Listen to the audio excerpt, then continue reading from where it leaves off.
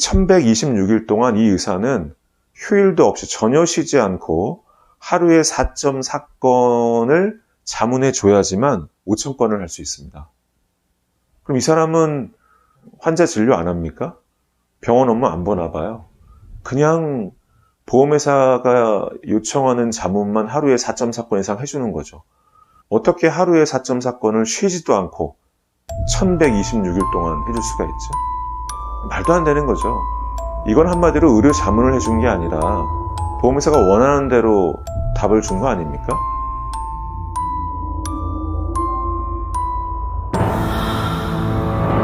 사람들은 아프거나 다치면 병원에 갑니다. 그래서 의사가 진찰을 하고 문제를 파악한 다음에 여러 가지 의료 행위를 이제 하게 되죠.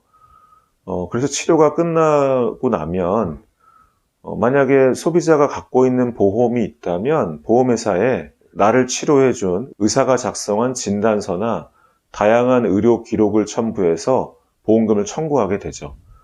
그러면 이제 보험회사가 그 기록을 검토하고 타당하면 보험금을 지급하고 또는 해당 사항이 없으면 보험금을 지급하지 않고 이렇게 되는데요. 그런데 가끔 어떤 일이 벌어지냐면 나를 치료한 의사가 작성한 진단서의 그 내용을 보험회사가 부정을 하고 보험금 지급을 거부하는 겁니다. 이런 경험을 소비자가 하게 되면 굉장히 멘붕에 빠집니다. 뭐가 옳은 건지, 어떻게 하는 것이 적절한 절차인지 소비자는 알 수 없으니까 힘든 것이죠. 그래서 이 부분을 좀 오늘은 말씀을 드리려고 하는데요. 금감원이 2018년 11월에 여러 보험회사들을 이제 검사를 했어요. 보험금 지급을 제대로 하고 있는지 잘못하고 있는지 검사를 했는데 참 많은 문제들이 이제 드러났습니다. 그 중에 우리나라에서 굉장히 큰 생명보험회사 한 곳을 조사한 결과를 가지고 제가 좀 오늘 주제를 좀 설명을 드리려고 하는데요. 보험회사들이 소비자의 보험금 청구를 인정하지 않거나 보험금을 삭감하거나 지급을 거부할 때 많이 사용하는 방법이 법원의 판결문입니다. 즉 이러이러한 판례 때문에 보험금을 지급할 수 없다. 이렇게 나올 때가 많은데요. 문제는 그 판례라는 것이 뒤집어질 때도 있어요. 그 대법원에서 기존과는 다른 판결이 나올 때도 있죠. 그러면 보험회사들은 지체 없이 그 판례를 적용해서 그때부터는 보험금을 지급을 제대로 해야 될 텐데요. 문제는 그런 보험회사가 불리한 판례가 나온 경우 그걸 적기에 반영하지 않고 일부러 나중에 반영하는 거예요. 그러면서 그 중간에 보험금 청구 들어온 건에 대해서는 판례가 뒤집어졌음에도 불구하고 예전처럼 보험금 지급을 거부하는 거죠. 그렇게 하면서 보험금 지급을 거부하거나 누락시킨 건이 이 한 보험회사가 최근 몇 년간 금감원이 들여다봤는데 유사 사례 837건에 대해서 보험금을 지급하지 않았어요. 근데 이 금액이 얼마가 되냐면 151억 2,600만 원입니다. 어마어마한 금액이죠. 왜냐하면 한 보험회사고 그리고 짧은 몇 년간만 들여다봤는데 판례를 적기에 반영하지 않아서 지급하지 않은 보험금이 151억 2천만 원이 넘는다면 이걸 긴 기간을 조사하고 여러 보험회사를 조사한다면 누적 금액은 아마 수조 원이 넘을 겁니다. 이거 상당히 문제가 있는 거죠. 이쯤 되면 이건 약탈이죠. 물론 이런 판례가 나왔다는 걸 알고도 지급하지 않았다라는 어떤 증거가 없는 이상 보험회사의 실수라고 볼 수도 있겠습니다만 보험금 지급 거부할 때 뻑하면 판례 제시하는 그 보험회사들이 이런 판결이 자기들이 불리한 판결이 나왔다라는 것을 몰라서 지급하지 않았다라는 말은 굉장히 궁색한 변명이죠. 받아들이기 굉장히 어렵습니다. 그런데 보험회사들은 소비자를 진료한 의사의 진단을 무시하면서 보험금 지급을 거부하거나 깎는 경우도 상당히 많습니다. 그러면 이런 것이 옳은 건지 가능한 건지 한번 알아보도록 할게요. 금감원은 2018년에 이 검사를 통해서 의료 심사와 의료 자문 제도를 불합리하게 운영하고 있다라는 부분도 지적하고 있습니다. 소비자가 이제 각종 의료 기록을 첨부해서 진단서를 첨부해서 보험금을 청구하게 됩니다. 그러면 보험회사에 있는 보험금 심사 담당자가 그 서류를 검토를 하죠. 그런데 그 내용이 의료적인 경험이 없는 사람이라 하더라도 판단할 수 있는 내용이면 그 심사 담당자가 판단해서 보험금을 바로 지급하든지 또는 보험금 지급을 거부하게 됩니다. 그런데 만약 이 소비자가 제출한 의료 기록의 내용이 의사가 아니면 판단하기 힘든 그런 내용일 수도 있는 거죠. 그런 경우에는 의료인 출신이 아닌 심사 담당자들은 당연히 의사에게 이제 자문을 받아야 될 겁니다. 그때 보험회사들은 특정의 의사들과 계약을 맺고 그 의사들에게 의료 자문 요청을 해요. 그러니까 소비자가 이런 의료 기록을 제출했는데 이게 좀 타당한 건지 아니면 잘못된 진단인 건지 한번 봐주세요 라고 하면서 보험회사와 계약된 의사들에게 의료 자문 요청을 하는 것이죠. 그러면 그 의사들은 보험회사가 보내온 각종 서류들을 검토한 다음에 자신들의 의견을 담아서 의료 자문을 해줍니다. 이거는 타당하다. 진단서의 내용이 맞다. 또는 이거는 좀 나는 인정하기 어렵다. 이러이런 질병은 이렇게 진단하면 안 된다. 이런 내용을 코멘트를 달아서 보험회사에 자문을 이제 해주게 됩니다.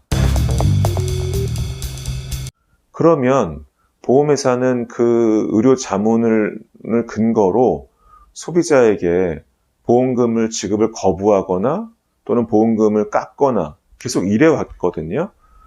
그러면 대부분의 소비자는 좀 억울하지만 보험회사가 전문적인 기관이고 전문 의사의 자문을 받아서 이건 보험금 지급이 안 되는 거다. 보험금을 깎아야 된다. 이렇게 나오니까 소비자들은 저항을 할 수가 없었어요. 그런데 사실은 소비자를 치료하고 진료한 의사의 진단을 무시하고 보험금 지급을 거부하면 안 됩니다. 왜 그런지 금감원 입장을 가지고 좀 설명을 드릴게요. 보험회사와 계약을 체결해서 보험회사가 의료 자문을 요청할 때 그 답을 해주는 의사도 그냥 의사 중에 한 명일 뿐이잖아요. 그러니까 그 의사의 의견일 뿐인 거죠. 그렇다면 소비자를 진료하고 치료한 의사의 의견과 보험회사와 계약 맺은 의사의 의견이 다르면 그냥 의사들의 의견이 다를 뿐인데 어떻게 다른 의사 한 명의 의견을 가지고 소비자를 진료한 의사의 진단을 무시하고 보험금을 지급을 거부할 수가 있겠습니까? 말이 안 되는 거죠. 그냥 의견이 다를 뿐인 거예요.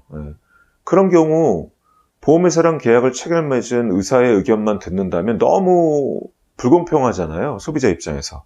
금감원이 쭉 조사를 해봤더니 이 보험회사는 2015년 1월 1일부터 2018년 3월 31일까지 47,909건 중에 46.3%인 거의 절반에 육박하죠.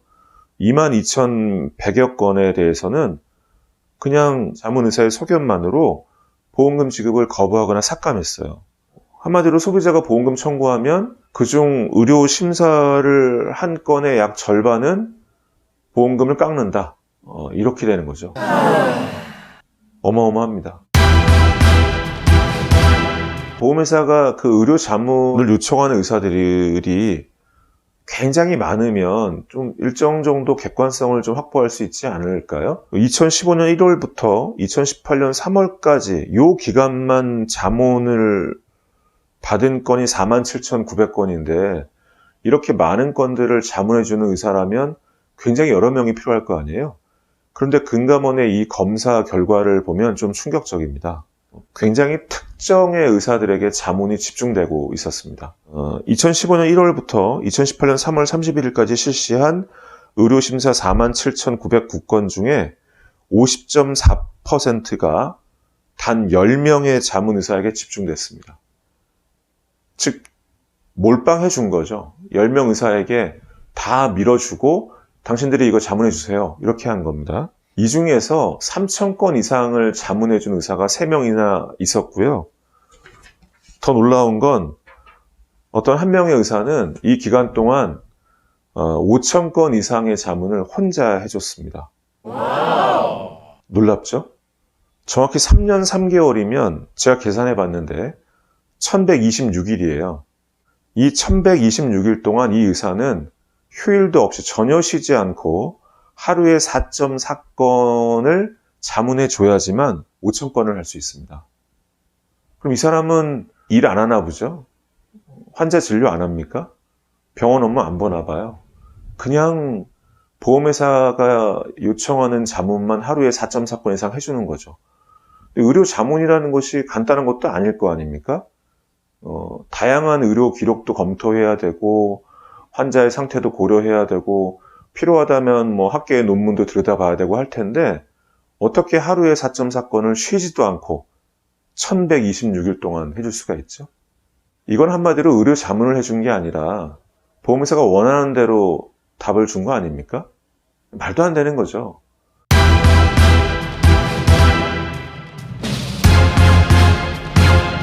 만약 이 한 건, 의료 자문 한 건당 보험회사가 의료 자문료로 이 의사에게 10만 원씩 줬다고 치면 10만 원씩 5천 건이잖아요. 그럼 얼마입니까? 이 돈만 해도 5억이 넘습니다. 5억 원을 이렇게 한 의사에게 몰아주는데 그 의사는 정말 의사의 양심을 가지고 객관적으로 의료 심사를 해줬을까요? 이 보험회사는 왜 그 한 의사에게 5천 건 이상의 의료 자문을 맡겼을까요? 그 의사에게 맡기면 보험회사 유리하게 자문을 해주니까 대부분의 의료 자문을 그 의사에게 맡기고 싶었던 거, 그런 건 아닐까요? 이게 뭐 음모론이 아니고 합리적인 의심이 드는 거잖아요. 소수의 의사에게 의료 자문을 몰빵해준다. 그 의사들 입장에서는 그 보험회사 고맙지 않겠습니까? 한 2, 3년에 총 한 5억 벌게 해주면 저라면 보험회사가 써달라는 대로 써줄 것 같은데 그런 거 아닐까요? 그냥 뭐 증거는 없으니까 의심을 하는 겁니다. 뭐 그럴 수도 있겠다 싶은 거죠. 그런데 약관만 가지고 보더라도 보험회사가 이렇게 자기들이 계약 체결한 의사의 의견만으로 소비자를 진료한 의사의 진단을 무시하고 보험금을 깎거나 지급을 거절할 수가 없어요. 보험 약관을 보면 이런 내용이 나옵니다.